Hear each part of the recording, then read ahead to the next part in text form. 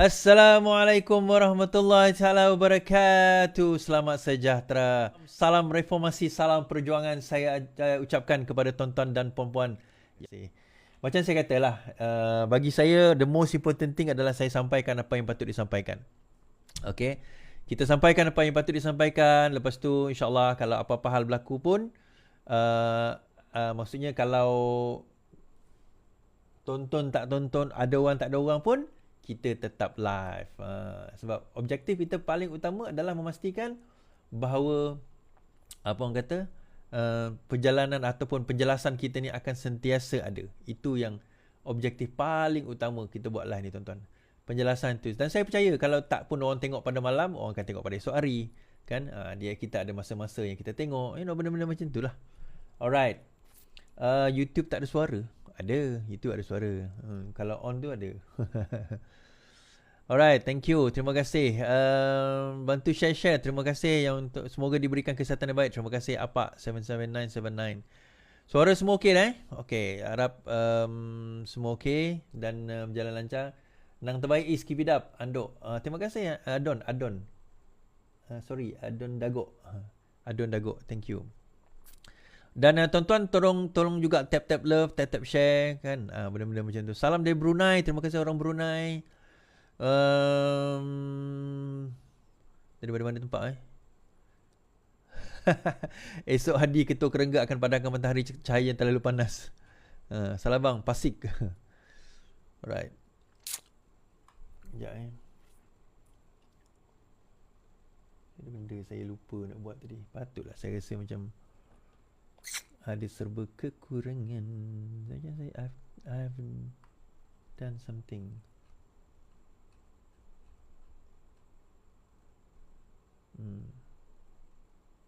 Okay. Right. So terus share, terus tap love, terus share tuan-tuan. Terima kasih. Saya settlekan something dulu.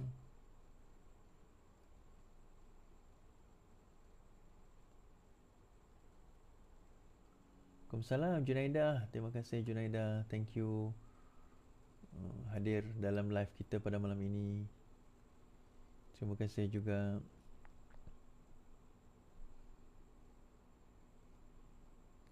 salam Mazdi. Salam. Okay. Alright. Thank you. Okay, LTL dari muka. Suara semua okey Suara semua okey? Ada suara. Alright, terbaik. Saya tengah betulkan something tadi. Okay, now kita akan berbicara beberapa perkara. Yang pertama mengenai PMX gagal atau Samsuri Terengganu yang gagal.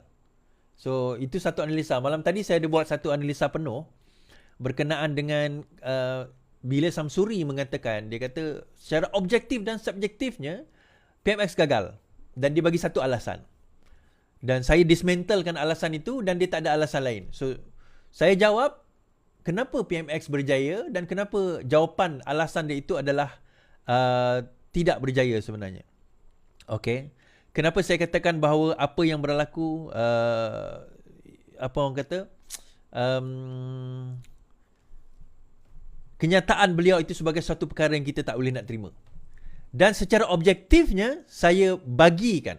Saya bentangkan secara objektifnya, saya bentangkan kenapa saya kata bahawa dalam usaha kita nak membela kerajaan ini, PMX dalam masa setahun telah berjaya membawa kita ke direction yang betul. Belum sampai destinasi lagi.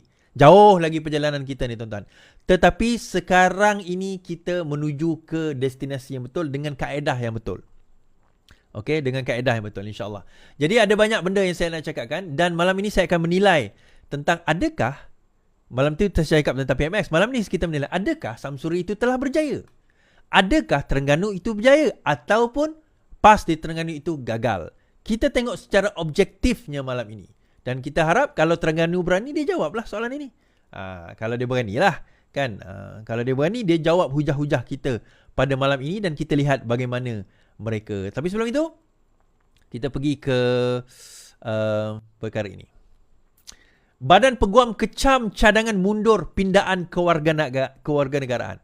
Badan Peguam Malaysia membidas Putrajaya menyifatkan cadangan pindaan perlembagaan persekutuan berkaitan peruntukan kewarganegaraan sebagai langkah mundur. Presiden Badan Peguam baru dipilih Azri Abdul Wahab berkata usul mengenai perkara itu telah diluluskan sebuah suara dalam mesyuarat agung tahunan AGM 78. Bercakap pada sidang media selepas AGM, Azri berkata cadangan pindaan kontroversi itu akan membentuk penghakisan hak yang membimbangkan dan menimbulkan ancaman kepada segmen masyarakat tanpa kerakyatan yang sudah rentan. Pihak peguam akan menubuhkan jawatankuasa khas untuk memantau isu-isu orang tanpa kerakyatan, katanya.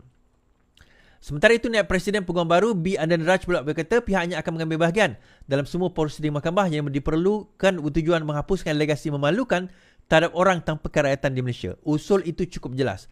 Kami sentiasa setelah AGM menghantar resolusi kepada kerajaan.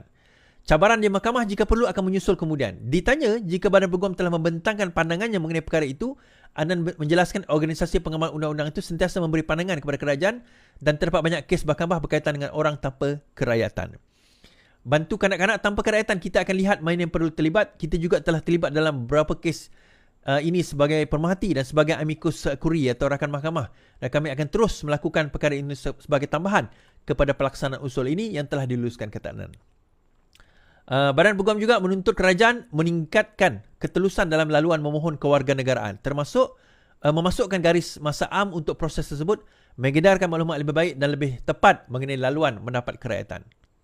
Atau lantik ketua Pesuruhjaya bagi orang tanpa kerakyatan dalam suhakam melalui pindaan yang perlu kepada Akta Suruhanjaya Hak Atas Asasi Manusia untuk menjalankan fungsi di atas. Sebelum ini, seorang ketua Pesuruhjaya kanak-kanak dan 2 Pesuruhjaya kanak-kanak dilantik untuk menangani hak asasi manusia yang berkaitan dengan kanak-kanak, kata Profession Peguam tersebut. Ini berikutan satu kontroversi, satu undang-undang yang nak diluluskan oleh Kabinet, iaitu berkemungkinan untuk menolak sebarang kerakyatan yang mana kepada kanak-kanak secara automatik dan kena melalui proses undang-undang. Dan perkara ini dipertikaikan juga oleh Hassan Karim. Okey, saya sendiri saya tak tengok detail. Saya perlu lihat detail perkara tersebut. Mungkin saya tersilap apa yang saya sebut tadi, tapi saya kena tengok detail apa yang dibahaskan, apa dibincangkan, baru kita boleh ulas mengenai perkara tersebut.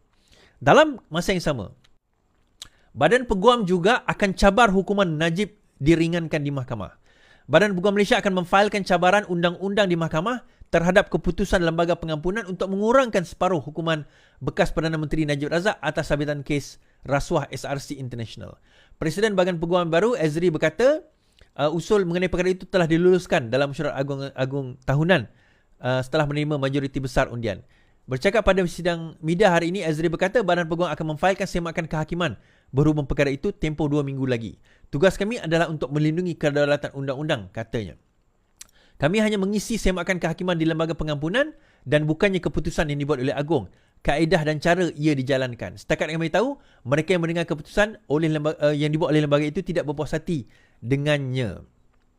Okey, jadi semakan kehakiman adalah untuk memastikan perkara yang betul yang sepatutnya berlaku. Dalam perkembangan berkaitan, bekas setiausaha telah dipilih menjadi okey. Dia kata kami hanya mengisi semakan kehakiman di Lembaga Pengampunan dan bukan keputusan. Baik. Selepas itu, apa sebenarnya yang dipertikaikan oleh Badan Peguam ini, atau Bar Council ini? Mereka akan mencabar satu perkara, iaitu mereka hendak mencabar berkaitan dengan keputusan yang diambil oleh lembaga rayuan. Bagaimana keputusan tersebut diambil untuk menasihati Yang di-Pertuan Agong. Badan Peguam bukan mencabar keputusan Yang di-Pertuan Agong untuk nak memberi pengurangan hukuman daripada 12 kepada 6 tahun, 210 juta kepada 50 juta. Itu bukan yang dipersoalkan oleh Pertuan Agong. Oleh Badan Peguam. Yang akan disemak oleh Badan Peguam, judicial review yang akan dipohon oleh Badan Peguam adalah mengenai tata cara, prosedur dan apa yang dilakukan oleh badan atau lembaga pengampunan. For me, that's fair. Kan? Bukan masalah tak menentang Agong tu fair, tak. For me, kalau betul kita tak puas hati dengan keputusan yang telah dinyatakan, maka dengan itu adalah lebih baik untuk cabar secara judicial review. And I agree, totally agree. Laksanakan tugas dan tanggungjawab untuk nak laksanakan benda tersebut. Biar kita take this out of pedoi. Kan, biar mahkamah yang tentukan, bukan di pentas politik nak menentukan benda itu betul atau silap. Permohonan dibuat, telah diminta, telah diluluskan, maka biar ada badan berkecuali memohon supaya perkara ini dibawa untuk judicial review, untuk semakan kehakiman. So terpulang kepada mahkamah nanti, dan biar mahkamah yang tentukan.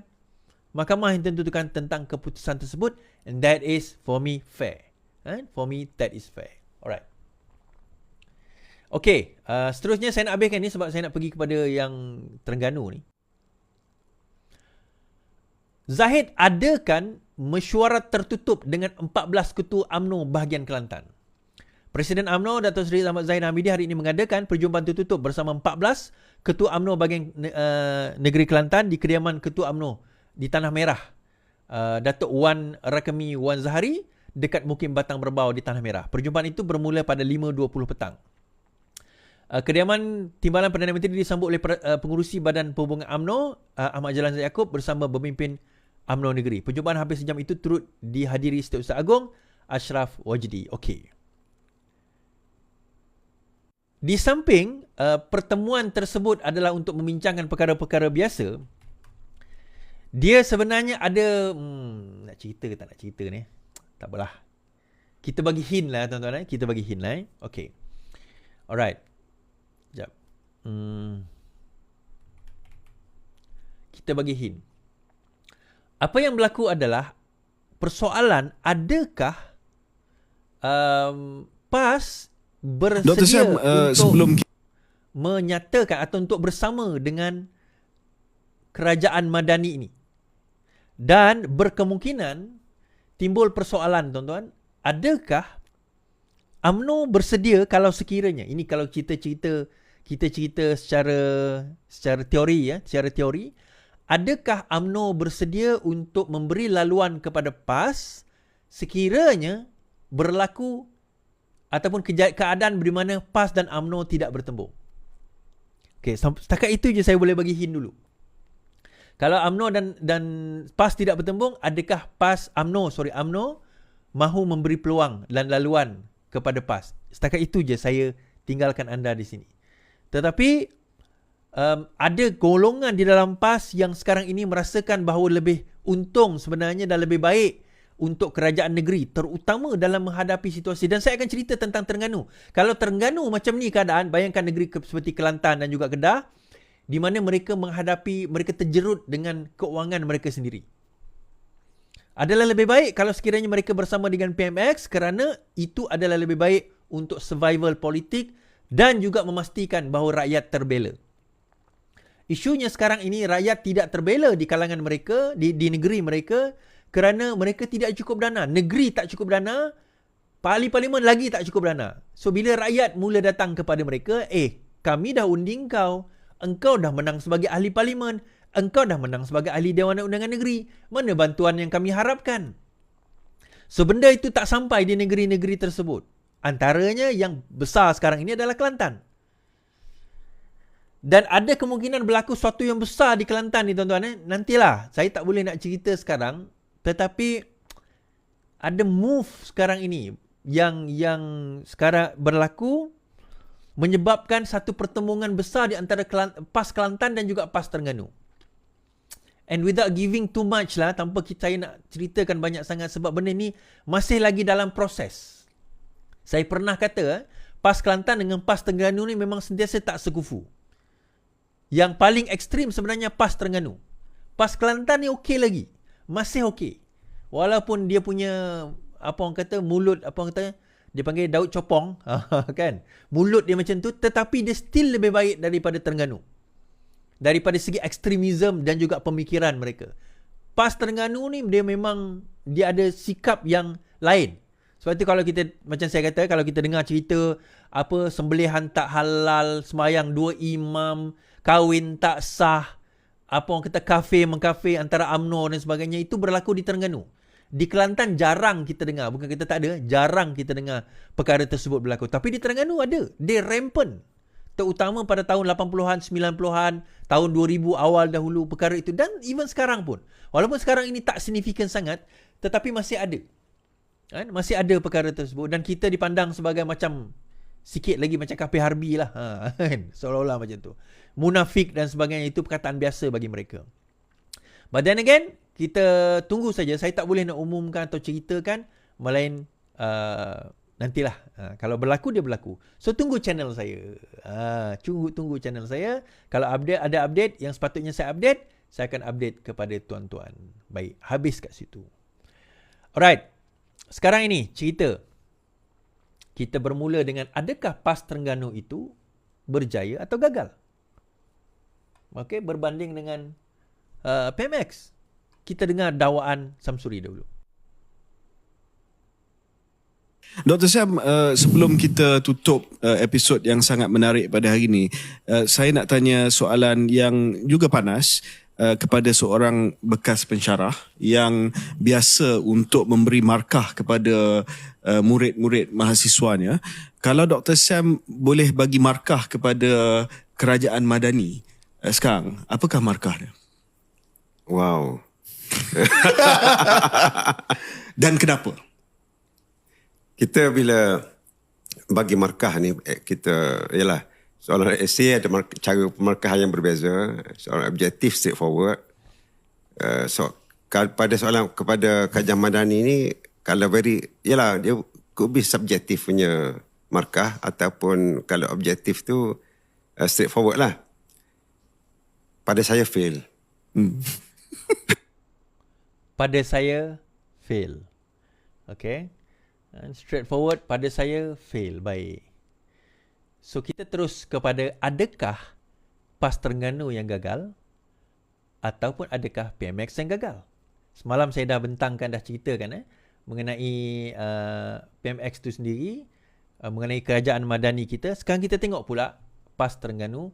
Apakah pencapaian PAS Terengganu yang boleh mereka banggakan? Okay? Pencapaian yang boleh mereka banggakan. Baik, untuk latar belakang terlebih dahulu, saya bawakan bahawa populasi rakyat di Terengganu adalah sebanyak 1.17 juta orang, 1.17 juta orang, di mana 97.6%-nya adalah Melayu dan 70% adalah etnik Melayu Terengganu. Balance-nya campur-campur, termasuk Melayu Kelantan, Melayu Pahang, tetapi 70% adalah Melayu Terengganu. Dan keluasan Terengganu adalah lebih kurang 13,035 km persegi. Tidaklah terlalu besar tapi tidak terlalu kecil. Dia mempunyai satu keluasan tanah yang agak, orang kata apa, okey, sedang-sedang, mempunyai laut yang terbuka dan sebagainya. Baik. Now, ini adalah data-data mengenai Terengganu yang kita boleh nilai sendiri mengenai dan bertanyakan, adakah Kerajaan Samsuri ini kerajaan yang berjaya, kerajaan PAS kerajaan yang berjaya, ataupun kerajaan PAS kerajaan yang gagal? Okay. Now, kita tengok. Dan tadi ada satu video, dia orang gaduh dekat pasar penguatkuasa dekat Alostar. Yang tu kat Alostar kan. Gaduh kan pasal penguatkuasa pergi rampas sampai nak bertumbuk dan sebagainya. Okay. Itu tak apalah. Alright. Now, kita tengok GDP per kapita pada tahun 2022. GDP per kapita bagi negeri-negeri tersebut, kalau kita tengok, paling nombor satu adalah Kuala Lumpur. GDP per kapitanya 127,199. Tetapi kalau kita tengok, paling bawah adalah Kelantan. Paling bawah adalah Kelantan. Di atas Kelantan Perlis, di atas Perlis Kedah, di atas Kedah Sabah, di atas Sabah Terengganu. Jadi daripada sini kita dapat lihat bahawa Terengganu di atas sikit daripada Sabah, dan secara keseluruhannya kalau kita tengok bahawa dia di bawah negeri-negeri yang tidak ada minyak. Okay? Kita dapat lihat kat sini bahawa negeri-negeri lain ni ada minyak. Negeri Terengganu ada minyak, Sabah ada minyak. Kita tolak Sabah lah, kita tengok Terengganu. Kita bukan bahas tentang Sabah, kita bahas tentang Terengganu. Perak tak ada minyak, Johor tak ada minyak, Pahang tak ada minyak, Negeri Sembilan tak ada minyak, Melaka tak ada minyak, Selangor tak ada minyak, Penang tak ada minyak. Semua negeri ini berada di atas Terengganu. Dalam keadaan tak ada minyak, Perak, Johor, Pahang, Negeri Sembilan, Melaka pun lagi tinggi tuan-tuan daripada Terengganu. Melaka ni dia punya, apa orang kata, lokasi, dia punya, what do you call that, space dia pun tak besar, ruangan dia tak besar, dia punya negeri pun tak besar, dan dalam masa yang sama kalau kita tengok daripada jumlah penduduk dia pun tak ramai. Terengganu kalau kita tengok tadi 1.17 juta orang. Even Melaka pun lagi tinggi, lagi tinggi daripada Terengganu. Baik. Now, jumlah bajet sebelum kita pergi ke situ, saya nak Google something.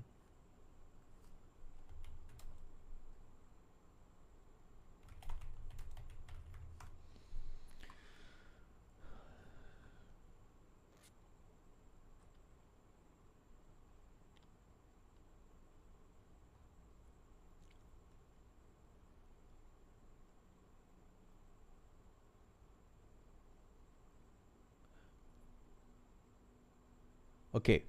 Yang tu tadi adalah GDP per kapita. Yang saya nak share ni adalah GDP secara keseluruhan pada tahun 2022. Okey. Di bawahnya adalah Perlis, Labuan, Kelantan, Terengganu. Melaka atas daripada Terengganu tetapi still atas daripada Terengganu. Dan jumlah dia kalau kita tengok 50 million, kalau kita tengok 50 juta, 50 billion, million berbanding dengan Terengganu 38.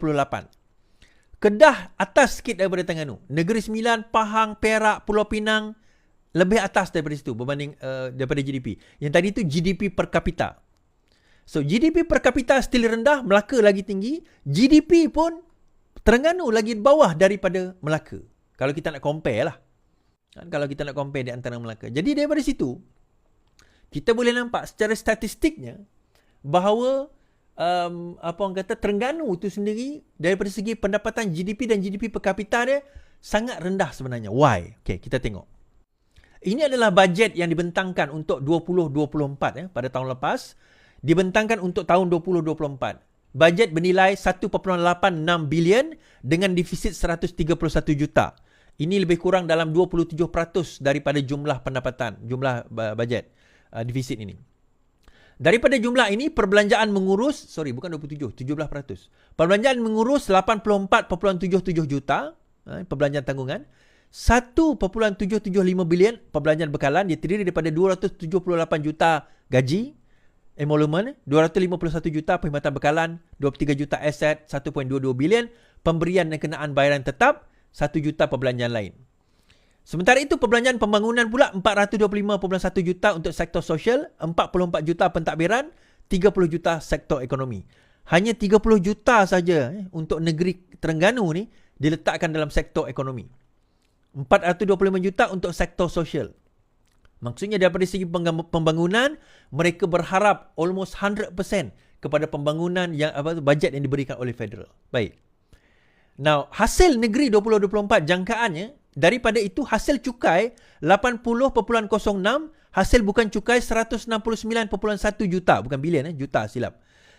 Terimaan bukan hasil termasuk dana khas kerajaan persekutuan 1.6 bilion. Okay, 1.6 bilion. Hasil cukai hanya lebih kurang 200 juta sahaja.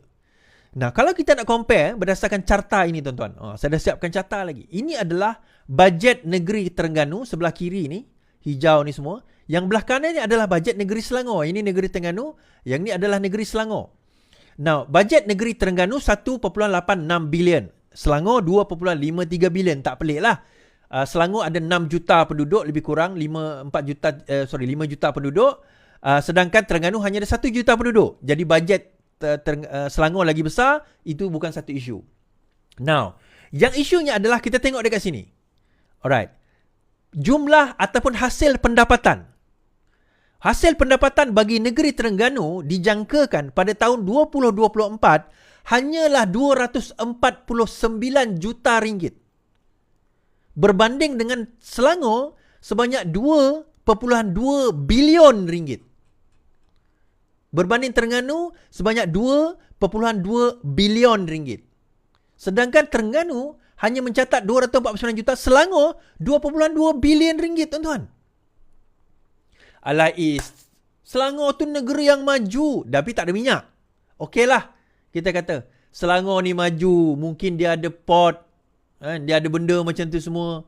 Dia dekat dengan Kuala Lumpur, mungkin dia maju. Kita ambil Pulau Pinang, tuan-tuan. So, saya compare dengan Pulau Pinang. Pulau Pinang, kalau kita tengok, mempunyai penduduk lebih kurang hanya 200,000. Penduduk Pulau Pinang hanya 200,000. Sebab itu bajet dia tak pelik 1.422 bilion saja. Sedangkan Selangor Terengganu 1.86 bilion, tak pelik lah. Sebab penduduk di di Pulau Pinang ni tak banyak, tak ramai, 200,000 orang sahaja. Tapi kalau kita tengok dekat sini, pendapatan hasil dia, kita compare hasil di antara Pulau Pinang dan juga kita compare hasil dengan Terengganu. Pulau Pinang menjangkakan catatan pendapatan sebanyak 533.08 juta pada tahun 2024 berbanding Terengganu 249 juta sahaja. Soalan kita kenapa? Sedangkan tuan-tuan tengok belah kanan ni, yang warna hijau ni, 1.61 bilion adalah pendapatan daripada petroleum. Kan saya dah tunjuk dekat sini bahawa daripada sini pemberian dan perbelanjaan Terengganu defisit, hasil cukai, dana khas kerajaan persekutuan, hasil petroleum sebanyak 1.61 bilion. Dan jumlah ini diterima setiap tahun. Bukan jumlah 1 bilion dah. Ada yang 800 juta, ada 900 juta, tengok pendapatan. Tetapi lebih kurang dalam lingkungan itu. Setiap tahun diterima, tuan-tuan. Soalan dia, kalau setiap tahun diterima, kenapa pendapatan hanya 249 juta? Even negeri kecil seperti Pulau Pinang pun ada pendapatan 533 juta. Double daripada apa yang Terengganu dapat. Walaupun Terengganu ada pendapatan khas daripada petroleum 1.6 bilion ringgit. Saya kata ini terpulang, ini sebab pentadbiran. Kaedah pentadbiran. Apa yang ada di Pulau Pinang, tuan-tuan? Pulau je dan ada sedikit tanah dekat seberang. Apa yang dia orang ada? Dia ada port, itu je lah. Minyak tak ada. Nak buat tanaman, tak berapa nak banyak sangat tanaman. Hasil apa? Salah satu hasil dia adalah di samping cukai, pendapatan daripada pelancongan. Ya, Terengganu pun ada pendapatan daripada pelancongan. Pulau Pinang, top 100 places that you should visit before you die. Pulau Pinang. Sedangkan Terengganu ni ada laut yang cantik. Kalau nak compare laut dan pulau, Terengganu ada laut yang cantik. Tuan-tuan pernah dengar Pulau Rawa tak? Pulau Rawa ni di antara sempadan di antara Johor dan juga Terengganu. Di samping kita ada Redang, dia ada Kapas, kemudian dia ada Tasik Kenyir, dia ada orang kata sumber pelancongan yang sangat menarik. Tuan-tuan, kalau saya ada 1.6 bilion ini, so Terengganu tu saya boleh jadikan negeri yang sangat maju. Kan? Penduduk dia pun 1.6 juta, 1.1 juta, 1.2 juta lah. Penduduk ramai, dengan dekat dengan laut, kecantikan flora dan fauna, duit dah ada 1.6 bilion. Apa lagi yang orang kata tak cukup dengan Terengganu ni? Yang tak cukupnya adalah kebolehan pemerintahan, tuan-tuan. Just nak compare sekali lagi Perbelanjaan mengurus bagi Terengganu adalah 84.77 bilion juta dan 1.775 bilion bagi bekalan. Dan daripada jumlah ini, pecahan ini 278.3 juta untuk emolument gaji. Okey, kita tengok tadi pendapatan dia, seluruh pendapatan Terengganu 249 juta seluruh. Bayar gaji sahaja 278 juta, tuan-tuan. 278 juta bayar gaji saja. Jadi kalau kita compare, daripada sini, kalau hasilnya 249 juta, emolument 278 juta, dia ada defisit 29 juta. Sebab itulah kawan saya kata, itu, bayar gaji pun kerajaan negeri tak mampu. Daripada hasil tu dia tak mampu. Tak mampu nak bayar, daripada hasil tak cukup nak bayar gaji. Kita tak cerita perbelanjaan lain lagi. Dia ada perkhidmatan bekalan, dia ada aset, dia ada pemberian dan bayaran tetap. Itu tak termasuk, tak kira. Itu dia ambil daripada mana, tuan-tuan? Dia ambil daripada duit petroleum. Sebab itu kenapa diorang ni beria-ia sangat minta duit petroleum ni. Tengok ni, tiap-tiap tahun. Tiap-tiap tahun macam ni. Kemudian kita tengok pula, baik, kalau macam tu sebenarnya okey je, tak ada masalah. Baik, kita tengok apa rakyat Terengganu sekarang sedang hadapi. Apa rakyat Terengganu sekarang sedang hadapi?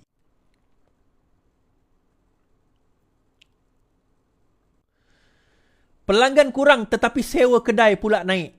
Ini tahun 2023 September. Kenaikan sewa kedai di Pasar Baru Wakaf Tapai di sini mencecah 30 hingga 100 sebulan, menimbulkan rasa tidak puas hati di kalangan 20 peniaga yang mencari rezeki di lokasi berkenaan.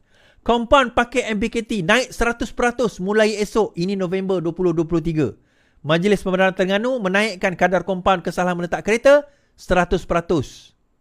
Kenaikan lagi. Tarikh baru air Terengganu naik 16 sen. Ini pada Januari 2024. Sebab apa? Duit tak cukup, tuan-tuan.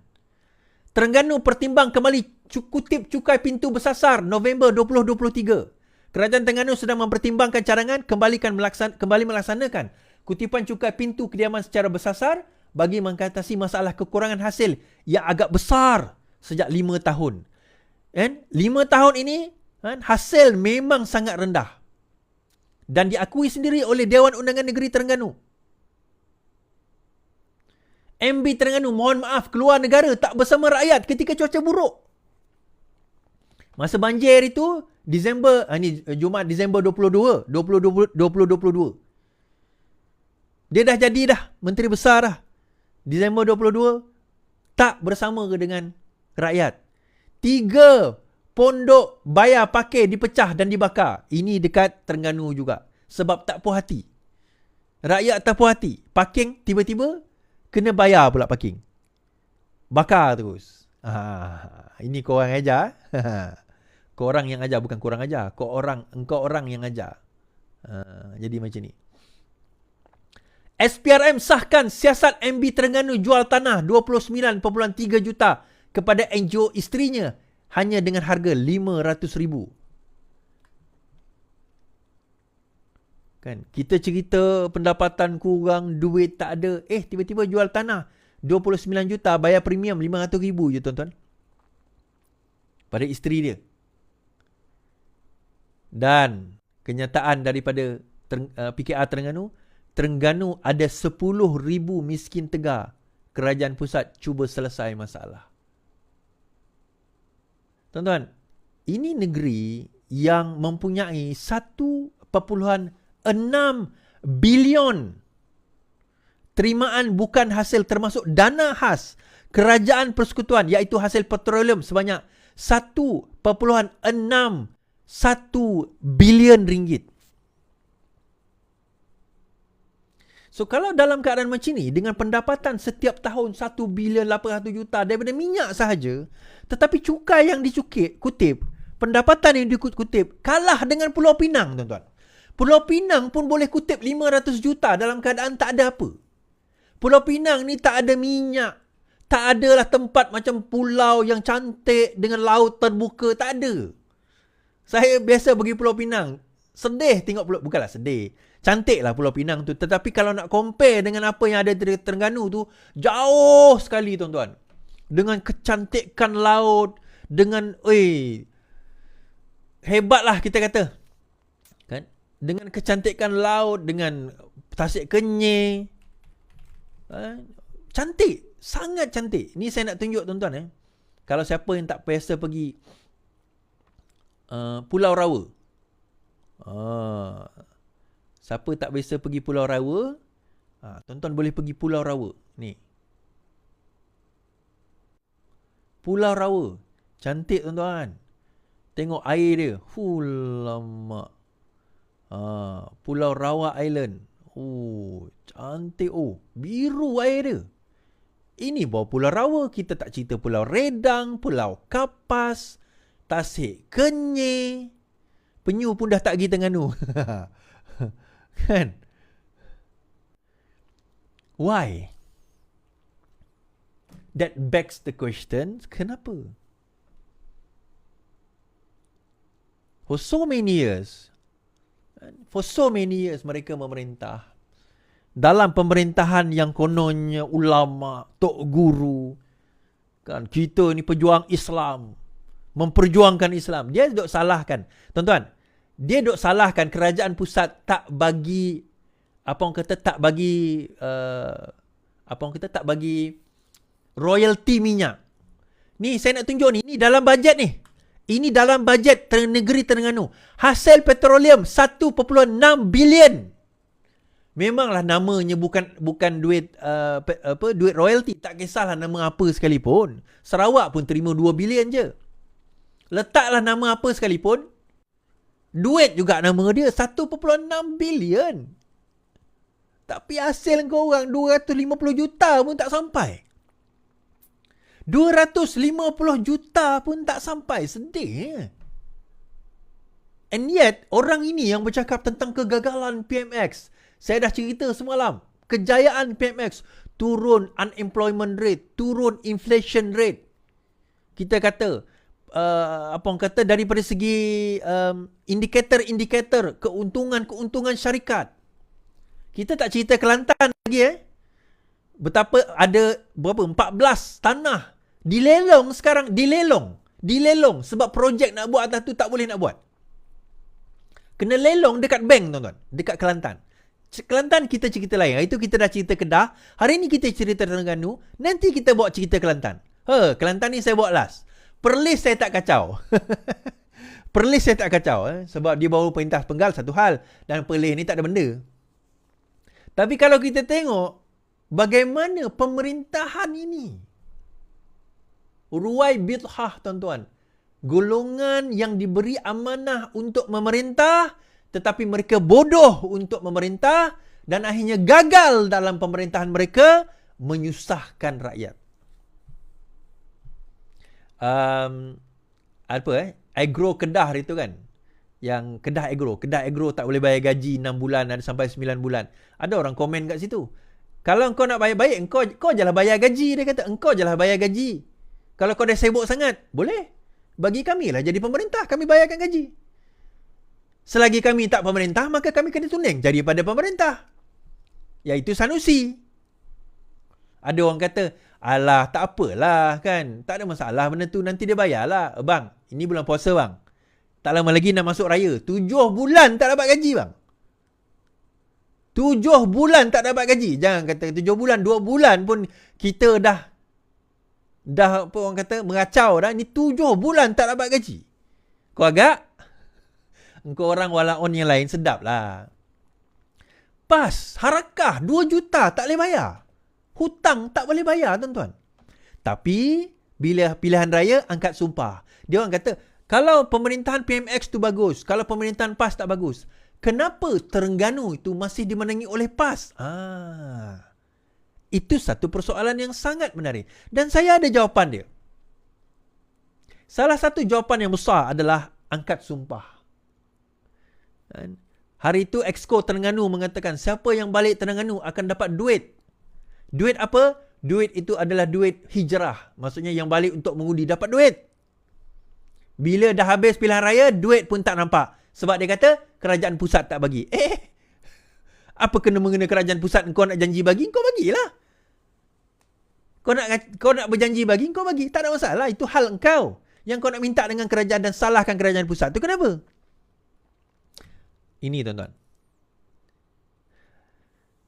Dan mereka lihat, dan saya tahu orang Terengganu ni orang businessman. Dia macam orang Kelantan. Tapi Terengganu ni bagi saya lagi advance business mereka. Kan? Dia lebih maju, dia nampak lebih maju sebagainya. Lagi advance. Tapi saya kesian tengok orang Terengganu. Kalau anda betul-betul, yalah, anda dah buat pilihan pada pilihan raya lepas. Lantak pilih lah. Itu dah berlalu. Yang akan datang ni, saya dah tunjuk statistik tuan-tuan. Yang orang macam ni yang kau orang nak letak sebagai pemerintah. Nak jaga Terengganu, nak harapkan Terengganu lebih maju. Ini bukan data yang baru hari ini jadi macam ni. Data ini dah 5 tahun. Saya tunjuk tuan-tuan tadi. Hasil yang teruk itu dah berlaku berapa tahun? 5 tahun dah. Itu 5 tahun yang dicatatkan. Dan ini disebut dalam Dewan Undangan Negeri. Terengganu sendiri mengatakan demikian. Terengganu pertimbang kembali kutip cukai pintu bersasar sebab kekurangan hasil yang agak besar dialami sejak 5 tahun ini. 5 tahun. Pulau Rawa Johor, yalah. Dia Johor Terengganu lah. Sebenarnya ni cerita sebab kita ni satu Malaysia.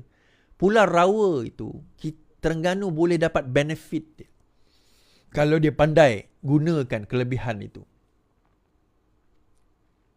Pointnya tuan-tuan,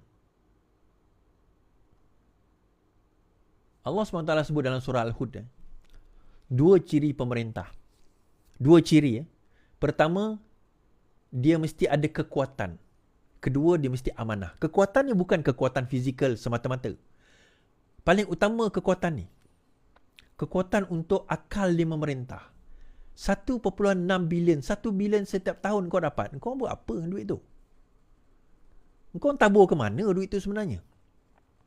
Saya baca tadi, daripada jumlah tersebut, pembangunan hanya sekitar dalam 470 juta je pembangunan. 1.775 bilion perbelanjaan bekalan. Pembelanjaan bekalan. 1.7 bilion. 1.17 bilion. Perbelanjaan bekalan, perbelanjaan tanggungan. Pembangunan 500 juta, tak sampai. $500 million je. So, tak apalah pembangunan tu mungkin tak bagi hasil yang besar. Sebab most of it datang daripada persekutuan. Tapi daripada segi hasil, 249 juta, even berbanding dengan Penang pun 533 juta. Bagi saya itu satu benda yang sangat merisaukan bagi negeri Terengganu.